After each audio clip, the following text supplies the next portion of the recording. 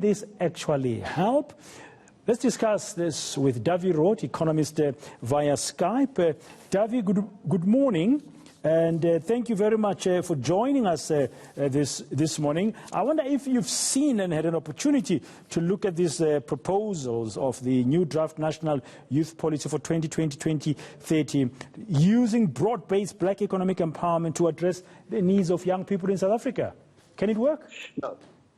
Nothing new there. In fact, we've had a number of those kind of policies, and we've had a number of those kind of plans of government the last couple of years, and I'm afraid that is the wrong approach.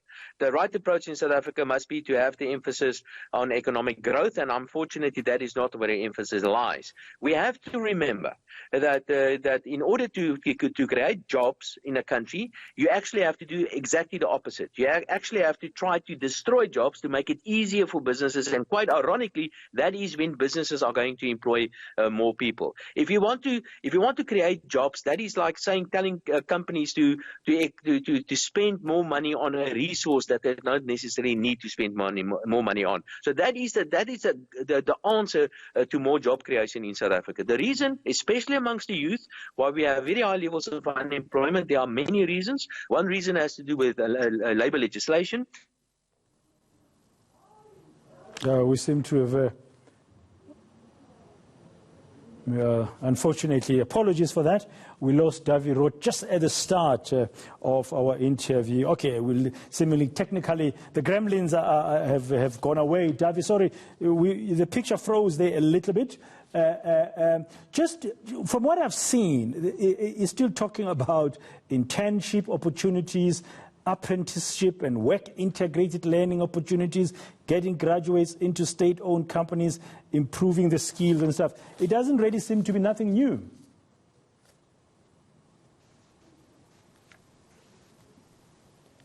Nothing new there, I'm afraid. Remember, there's one reality that we have to understand. The moment you make use of some kind of incentive to get businesses to employ more people, they will make use of this incentive until this incentive is removed, and then they will stop employing that people. So, and that is a wrong approach. A very important principle, especially in a tax system, is that you shouldn't use your tax system to do stuff or not to do stuff. What that you can do is simply create an environment that is conducive to economic growth, and jobs will follow as well. A second thing the government can do is to make sure that we have a world-class skills development system, and that unfortunately we also don't have.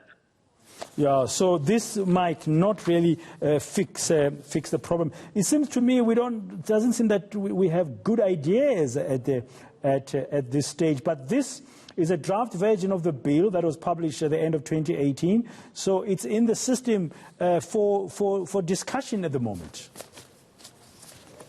Yes, and quite ironically, we know that the state-owned enterprises in South Africa are in very, very deep trouble. We know, like South African Airways and Eskom, for example, that we need to restructure those institutions. And unfortunately, that means inevitably that we will actually add to unemployment, because the only way that we can really restructure those institutions is to get rid of a lot of people.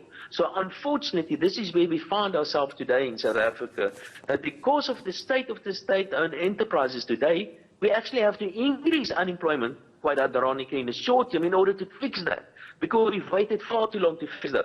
So I'm afraid there's high levels of unemployment in South Africa. It's not the end of this. We're probably going to see a further unemployment over the next couple of years, because the economy is just not growing, and because we will be forced to make these very difficult decisions, which means, amongst others, that we have to reduce the headcount of people currently working at the state-owned enterprises. Thank you very much, DAWIE ROODT. And again, apologies to our viewers for the state of that Skype connection. Gremlins were in the system, but we managed to get the gist of his views on this latest plan to use broad-based black economic empowerment to create education and employment opportunities for young South Africans.